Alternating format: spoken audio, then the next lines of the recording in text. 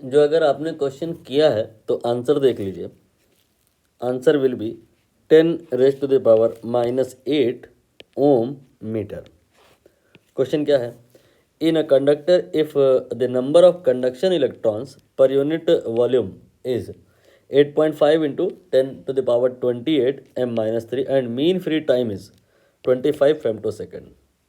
बताना क्या है? It's approximate resistivity. क्वेश्चन में केवल दो ही बातें हैं जो काम की हैं। पहला कि यहाँ पे स्ट्रेट फॉरवर्ड फार्मूला है जो लगेगा और याद नहीं हो पाता है। दूसरा कैलकुलेशन है। पहले पार्ट में हम आपकी हेल्प करेंगे, याद रख पाएँ इसके लिए मैं थोड़ा समझा दूंगा, एक्सप्लेन कर दूंगा तो ये याद रहेगा, भूलोगे नहीं।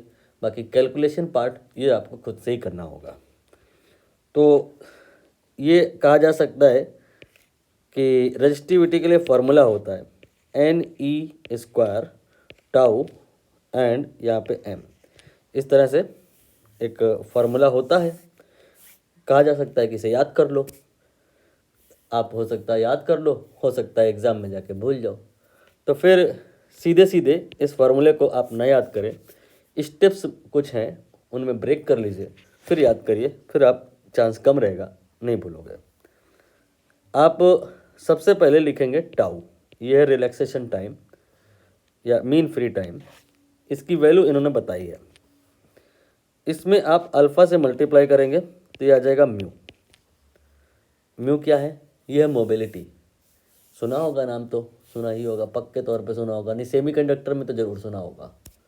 अल्फ़ा ये सुना है आपने, बस याद नहीं आ रहा है आपको। ये है स्पेसिफिक चार्ज, इसे आप E/m कहेंगे, चार्ज डिवाइड बाय मास। ठीक है, तो क्या कहा मैंने, एक बार फिर से रिपीट करूँ।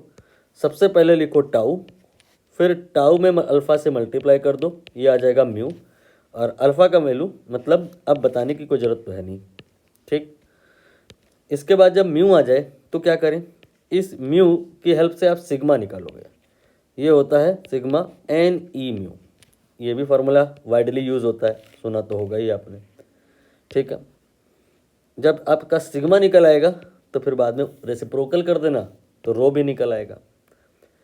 ये जो म्यू का वैल्यू है इसे आप यहाँ रख दो, क्या आएगा? NE alpha tau. अल्फ़ा मैंने आपको अभी बताया था ना, उसे भी रख दो E/m। तो यहाँ से जो सिग्मा का फार्मूला आएगा that will be NE² tau divide by m। और जो रजिस्टिविटी है आप देख लीजिए, इसी का रेसिप्रोकल है।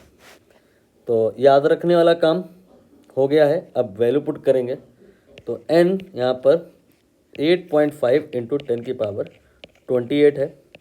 E ये 1.6 इंटू 10⁻⁻19 है, square of that. And relaxation time 20 फेम्टोसेकेंड है, 10⁻⁻15 से मल्टीप्लाई किया जाएगा। और मास 9.1 इंटू 10⁻⁻31 है। जब आप इसको सॉल्व करोगे तो ये लगभग में आएगा 6 इंटू 10⁻7, या यूँ कह सकते हो 0.6 इंटू 10⁻8। तो जो रो आएगा reciprocal of that 1/0.6 multiplied by 10⁻⁻8। ये वैल्यू 1 पॉइंट समथिंग जो आएगी, ऑर्डर ऑफ मैग्नीट्यूड बताना है यहाँ पे। ऑप्शन को देख के समझ में आ रहा होगा, numerical value is not important. So 10⁻⁻8 here approximate you can say will be the final answer.